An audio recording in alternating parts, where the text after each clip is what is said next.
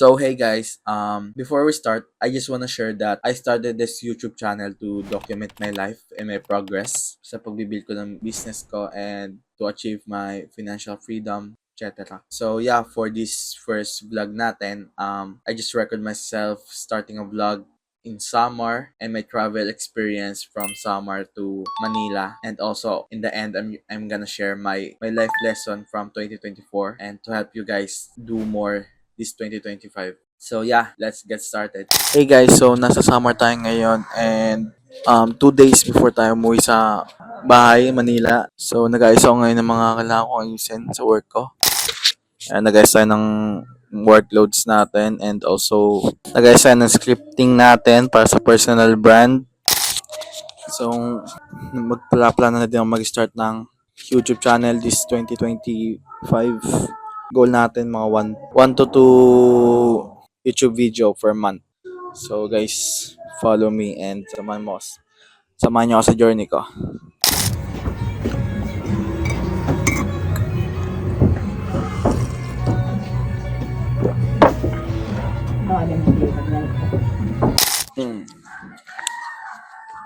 So, this the last day natin sa summer and ayun, maglilipit lang tayo ngayon ng mga gamit and kakatapos ko lang mag-almusal.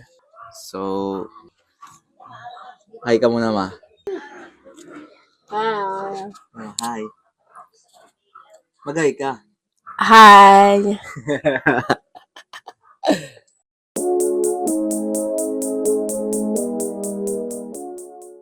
Nalibre pa nga ako ng SK ko na kaibigan. Sumahod na daw siya. Let's go. You know, sarap.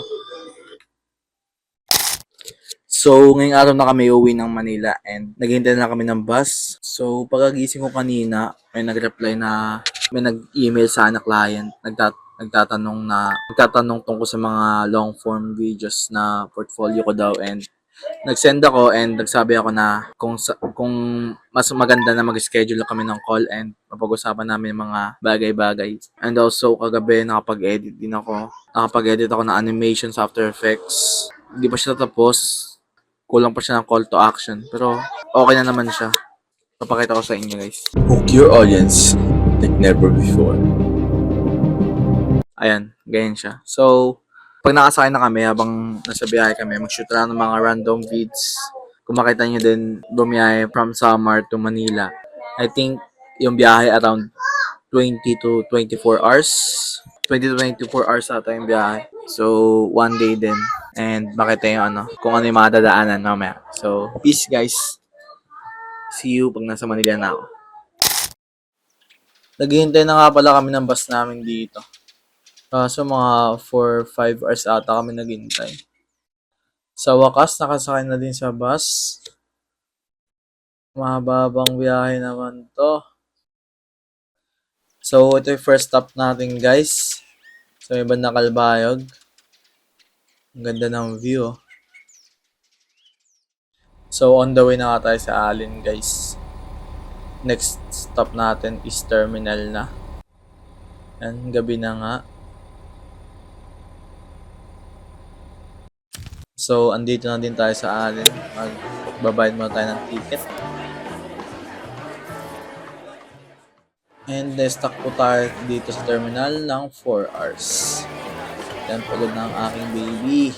So, afternoon guys, nakasakay na kami sa barko and hindi na po nakapag-video kasi lobat din ako. Lakas po ng alon sa barko guys.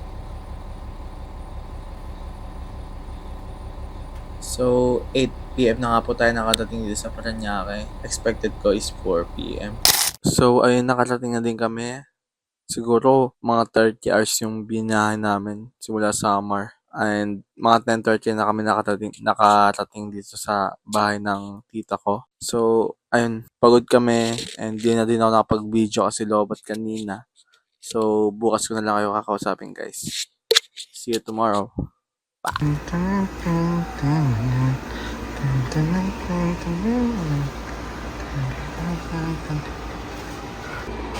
Hey, home sweet home. So, we're back at Manila. And ngayon lang ako nakapag-record gabi ng January 14. Kasi kahapon, Monday, nagpahinga lang ako. Kasi 30 hours yung biyahe namin from Samar to Manila. So, sobrang napagod kami. And yun, pahinga ng buong araw na busy din.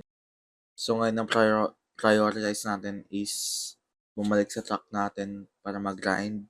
And nagawa ko naman siya this day. Maaga ako nagising and natapos ko yung morning routine ko. And tuloy-tuloy din yung grind natin. Although nakatulog ako kanina, patang nagising ako ng konsensya ko.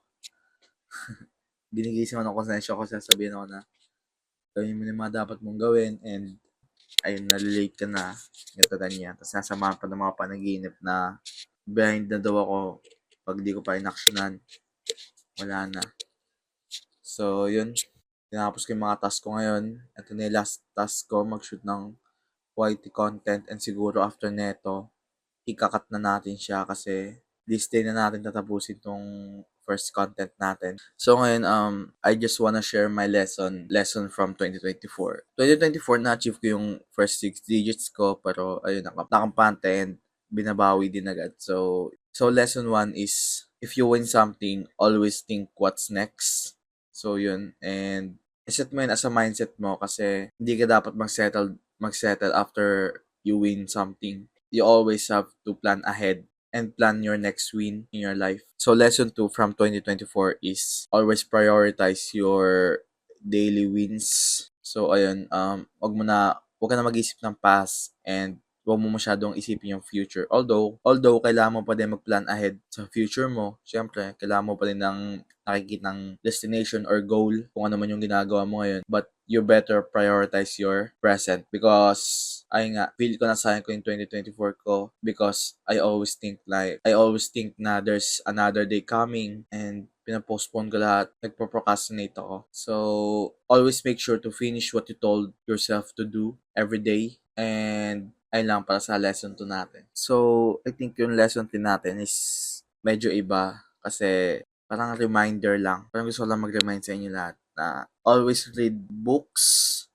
like self-improvement books and also like workout kahit ano man yung ginagawa niyo, like if may work kayo, may school, or may binibuild na business, because I think reading 30 minutes a day sa book is gonna make your life easier because you will learn a lot from different people that already succeed and pwede mo ma-avoid yung mga mistakes na nagawa nila sa life nila and also achieve what they did achieve in their life. And also about sa workout naman, you have to make sure na you have a healthy body and kasama na sa workout yung properly dieting because ayun, huwag kang masyadong kumain na madami and control ka lang kasi mana natutunan ko. Yeah, so dati iniisip ko nag-gym ako, iniisip ko na nag-gym ako, kailangan ko kumain ng madaming kanin para malakas ako sa pagbubuhat and mali yun. Kailangan mas better if itatrack mo yung kinakain mo. Kahit hindi ko ginagawa yun, mas better yun and gagawin ko na din yun. May-start na ako. Ayun, so yung lesson na yun, dalawa, read books. Ayun yung lesson 3, read books and always work out